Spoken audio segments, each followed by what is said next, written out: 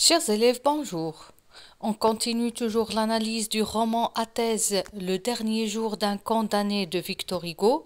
On arrive au chapitre 2 intitulé Le procès. Si vous êtes prêts, on commence.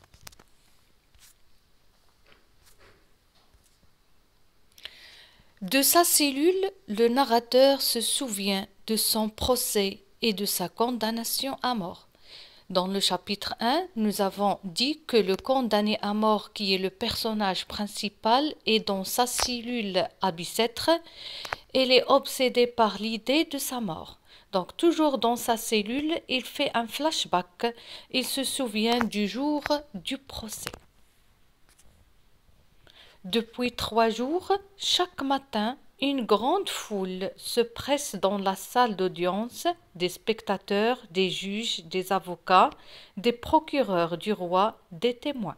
Donc il se souvient du jour du procès, le jour où il sera condamné à mort.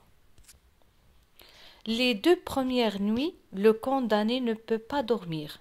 La 3e, il dort de fatigue et d'ennui. On vient réveiller le condamné dans sa chambre pour l'emmener devant les juges.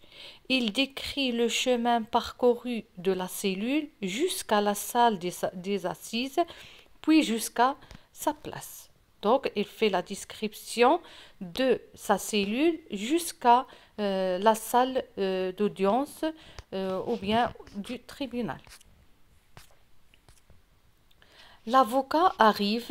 Il confie au condamné qu'il croit que le verdict pourrait être les travaux forcés, à perpétuité. Le narrateur s'indigne et déclare qu'il préfère plutôt la mort. Donc son avocat lui annonce que le jugement peut être les travaux forcés, mais le condamné refuse cette punition. Le président lit l'arrêt condamné à mort. Donc, le président de l'audience annonce que le narrateur sera condamné à mort. Au moment de monter dans la voiture noire qui attendait le narrateur, les passants crient un condamné à mort. Après que le juge a prononcé le verdict final qui est condamnation à mort, le condamné à sa sortie du tribunal, il a trouvé la foule qui l'attendait devant la porte et tout le monde appelle condamné à mort. Le narrateur, égaillé par le soleil, par le bruit de la vie qui arrive de l'extérieur, ne pense qu'à la liberté. On arrive alors à la fin de cette vidéo. Donc, nous avons assisté ensemble au jour où le condamné, ou bien le narrateur, était condamné à mort.